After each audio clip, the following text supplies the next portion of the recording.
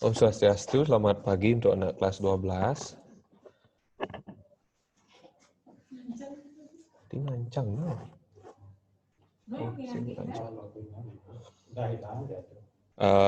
Jadi Pak akan lanjutkan materi di pertemuan sebelumnya, yaitu Weda sebagai sumber hukum Hindu. Ya, karena pengenalan materi sudah pada pertemuan sebelumnya, nah jadi kita lanjutkan ke materi yang merupakan materi pertama kalian di semester pertama di kelas 12 ya, yaitu mengenal hukum Hindu adalah sebuah tata aturan yang membahas aspek kehidupan manusia secara menyeluruh, menyangkut tata keagamaan, mengatur hak dan kewajiban manusia, baik sebagai individu maupun makhluk sosial, dan aturan manusia sebagai warga negara atau sering disebut dengan hukum tata negara. Nah, munculnya hukum Hindu ini berawal dari mulai bertumbuh kembangnya populasi manusia. Nah, dari bertumbuh kembangnya populasi manusia ini, sehingga perlu diadakan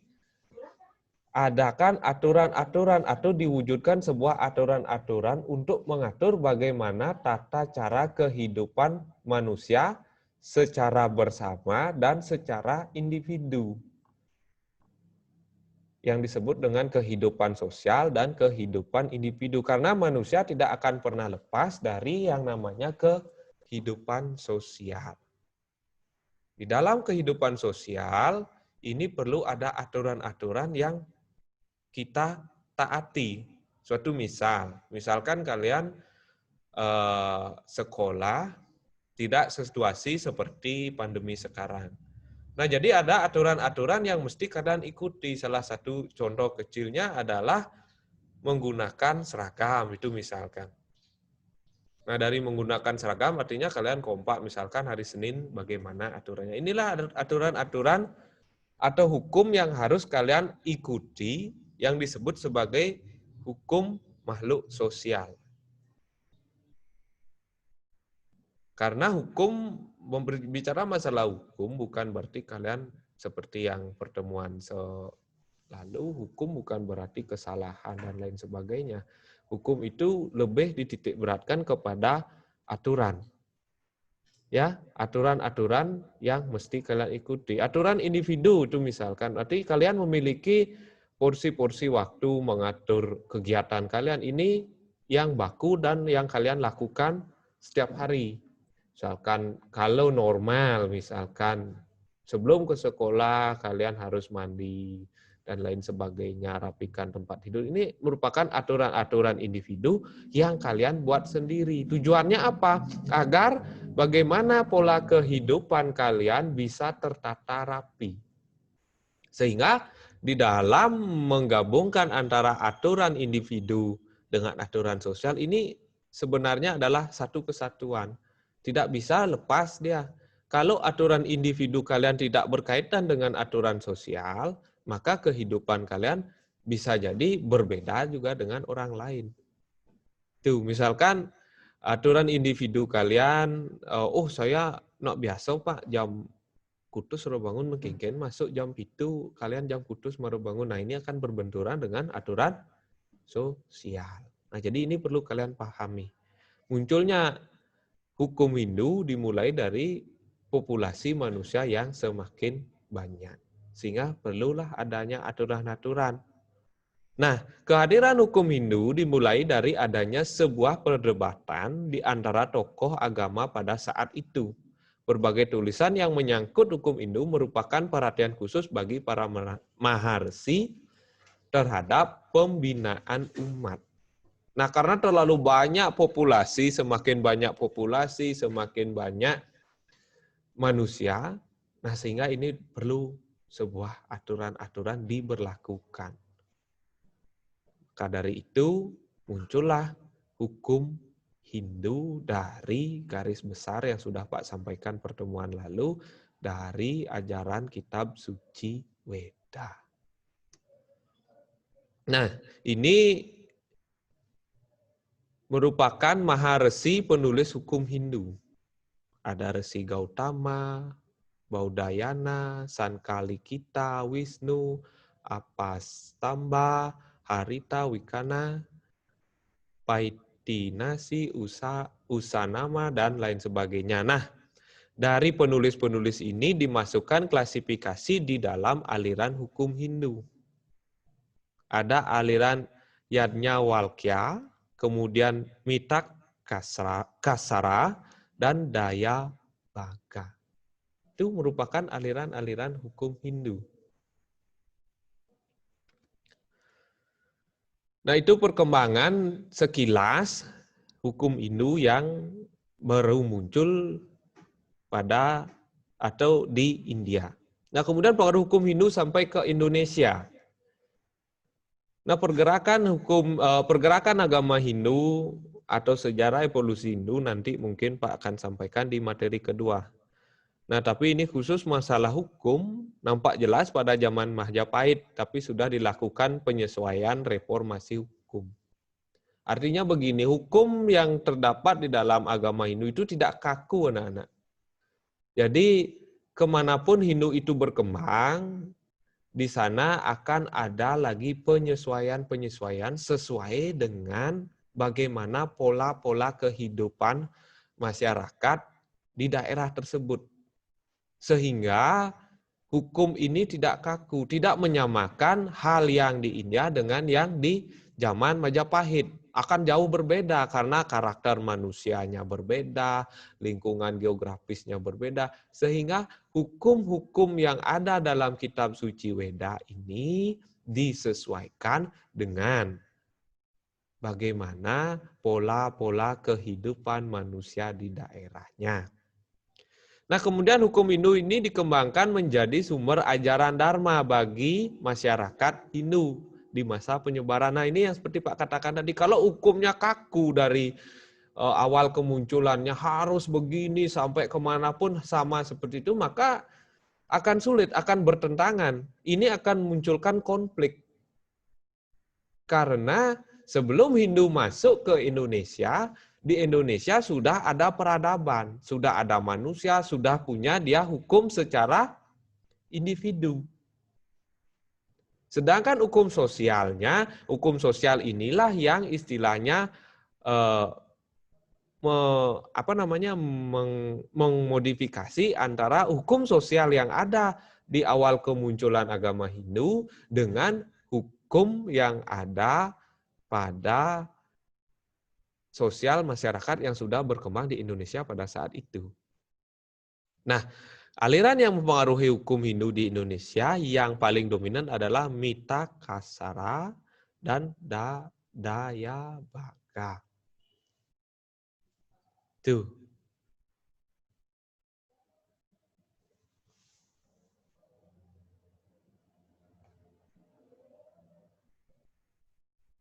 Ini lebih dominan mempengaruhi seperti yang Pak katakan tadi. Tidak bisa semuanya masuk.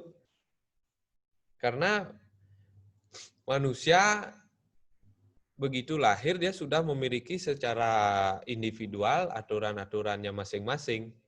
Sehingga tidak bisa sedemikian rupa harus masuk semua itu tidak bisa.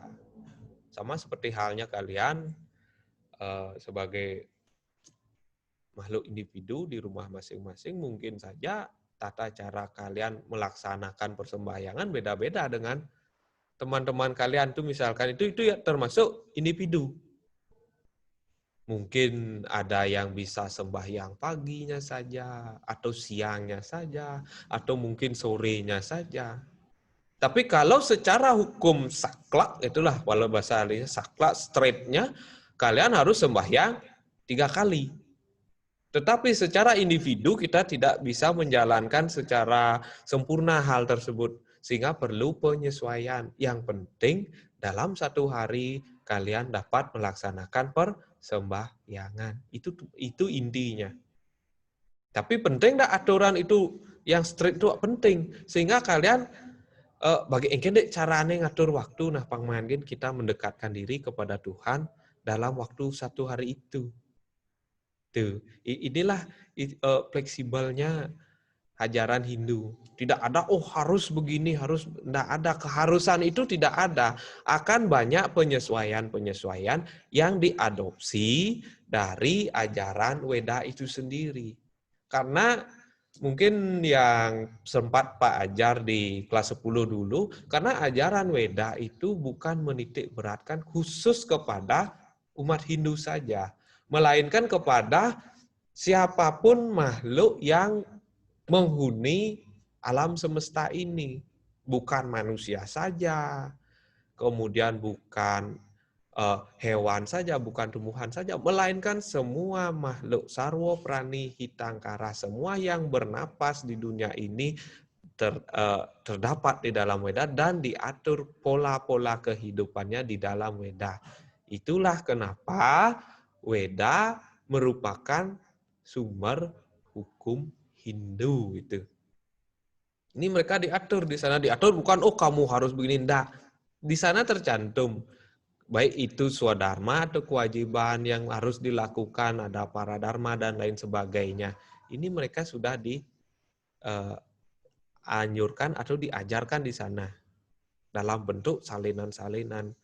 Kemudian pengaruh lokal misalkan di Bali ada lontar-lontar dan lain sebagainya. Tuh. Lontar itu Weda anak-anak.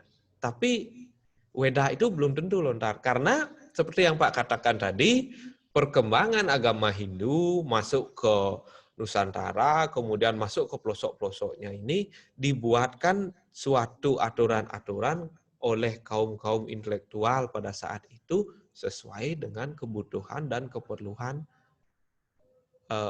individu sosial masyarakat pada saat itu. Mungkin pada saat sekarang pun masih kita terapkan. Tuh. Dan masih sangat relevan. Ada juga beberapa yang tidak relevan juga. Nah, ini perlu kita klasifikasi yang mana masih bisa kita pergunakan, yang mana tidak.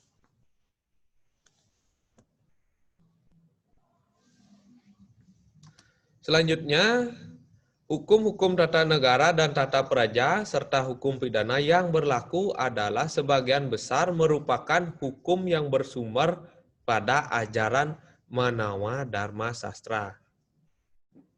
Manawa Dharma Sastra ini adalah ajaran mutlak yang kita lakukan, yang kita terapkan sampai sekarang untuk mengenai masalah-masalah hukum Hindu. Dan masih digunakan sampai sekarang. Nah, Manawa Dharma Sastra ini mengandung berisi banyak bagaimana aturan-aturan, pola-pola kehidupan manusia, baik dari zaman dulu dan masih sampai sekarang kita pergunakan.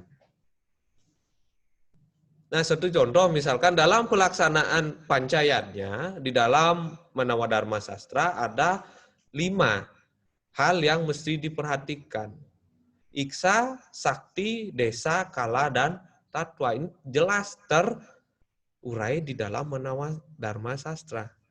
Iksa, adakah keinginan kalian dalam melaksanakan yadnya? Iksa, sakti, kemampuan kalian. Baik kemampuan secara finansial ataupun kemampuan secara daya pikir, daya gerak. Daya gerak maksudnya ajak kuda kal nyemak gai apa kal jemak. Iksa, sakti, desa, tongos, tempat.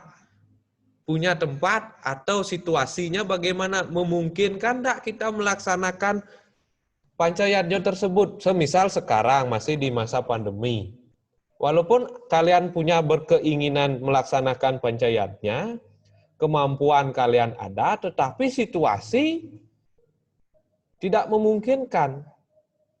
Berarti yadnya itu juga tidak akan berjalan dengan baik. Iksa, sakti, desa, kala, waktu. Penentuan waktu ketika pelaksanaan yadnya itu sangat penting. Mungkin beberapa dari kalian masih ingat. Masih ingat dengan materi warigo yang pernah Pak berikan di kelas 10. Nah, ini penentuan waktu dalam pelaksanaan yadnya itu sangat penting. Baik dari perhitungan hari baik, kemudian sase, kemudian banyak lagi dari Eko Waro sampai Dasawaro. Ini merupakan perhitungan waktu yang penting kalian ketahui, supaya tidak keliru nanti melaksanakan upacara ketika musim hujan-hujan. Yang kalian salahkan, cuacanya apa aja hujan, masa nago ada gai. Yang keliru itu kalian, tidak bisa menentukan hari baik untuk melaksanakan sebuah upacara. Karena dalam siklus 1 tahun atau siklus 12 HC itu pasti ada musim hujan, ada musim dingin, ada seperti sekarang, kemudian musim kemarau ada, yang mana cocok untuk kalian melaksanakan ritual Pancoyanyo tersebut. Jadi baru 4 ya, Iksa, Sakti, Desa, Kala, Tatwa yang terakhir. Walaupun keempat-empatnya ini sudah memenuhi, kalian harus tetap beracuan kepada sastra. Ya, karena iadnya tanpa adanya arahan sastra itu bagaikan kalian membawa sampah ke tempat ritual, misalkan di mana pemujaan, ring sanggah merajan, kendan utawi.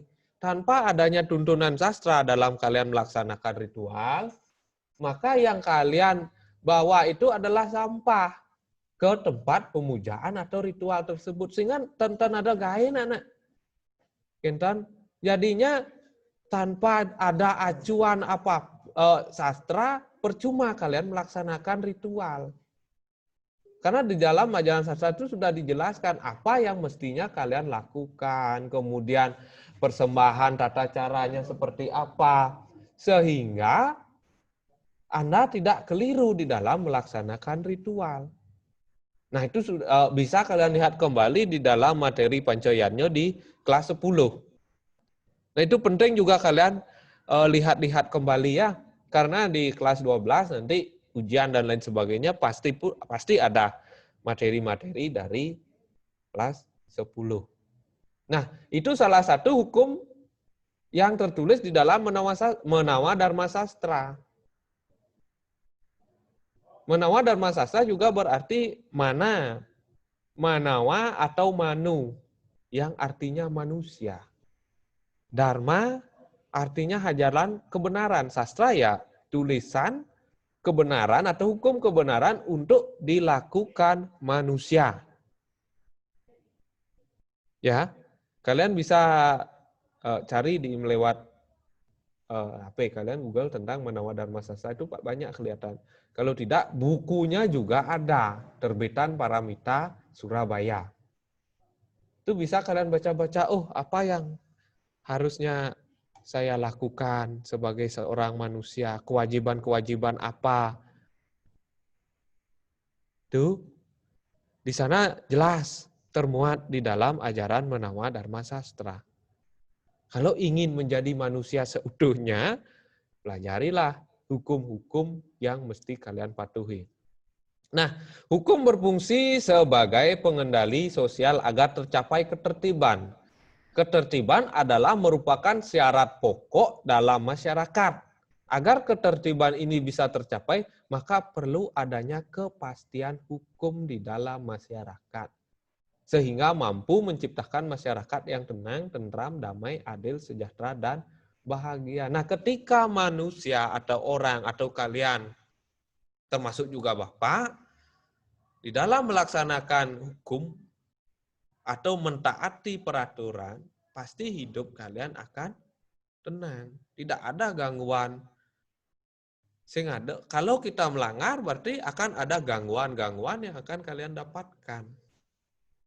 Contoh, suatu misal, kalian melanggar hukum di jalan, tidak pakai helm, itu misalkan.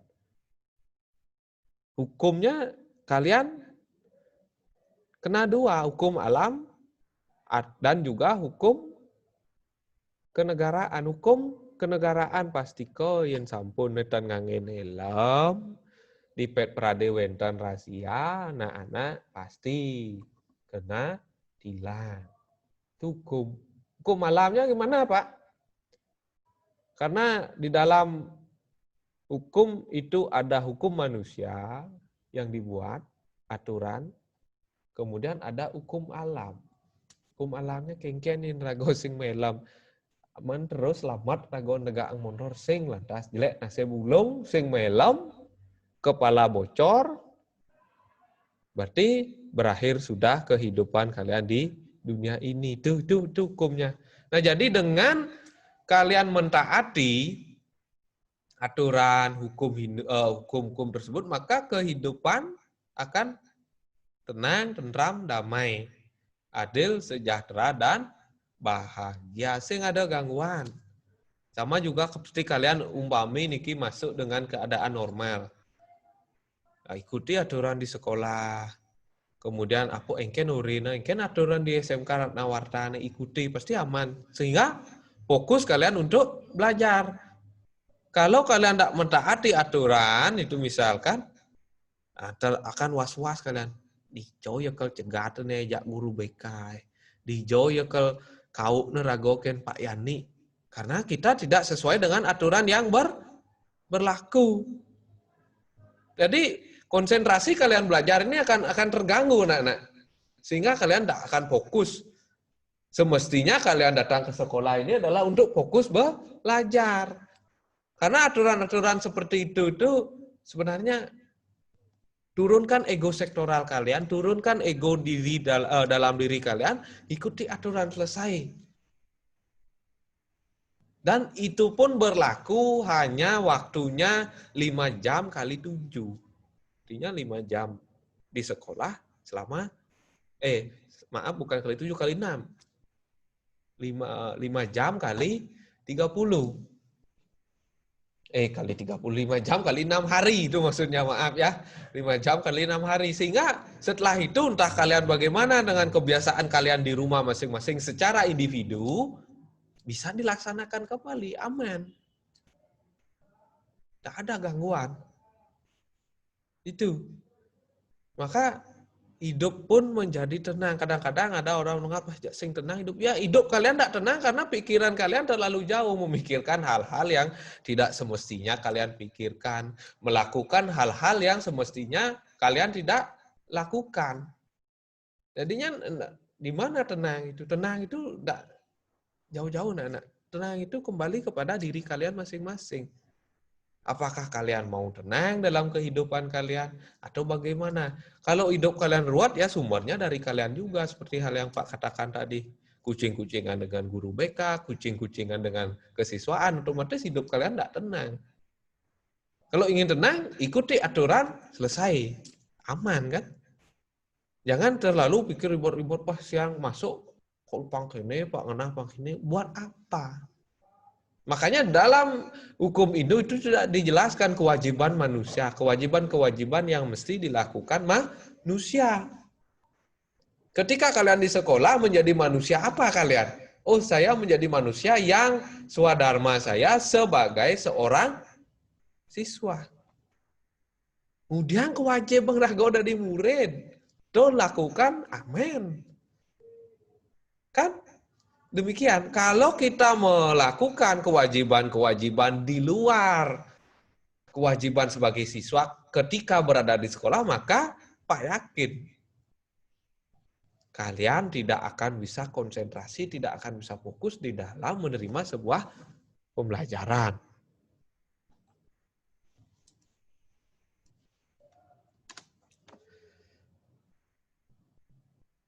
Unsur-unsur yang terpenting dalam peraturan hukum memuat 2 hal, yaitu yang bersifat mengatur atau bersifat memaksa. Ada yang hukum itu bersifat paksaan. Ada juga yang sifatnya mengatur.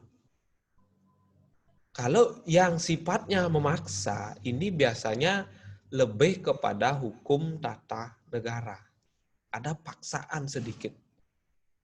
Karena paksaan ini biasanya tidak kebiasaan kita, tapi harus kita lakukan. Kalau normatif, ini masih ada kebijakan-kebijakan. Sehingga kalau menjalankan hukum secara normatif atau bersifat mengatur, kalian pasti diberikan dulu. Berikan misalkan sekolah, oh aturannya begini, Senin begini, ini sifatnya mengatur. Kemudian terakhir, ada kata harus. Ada kata pemaksaan, sedikit pemaksaan bukan berarti memperkosa, itu enggak.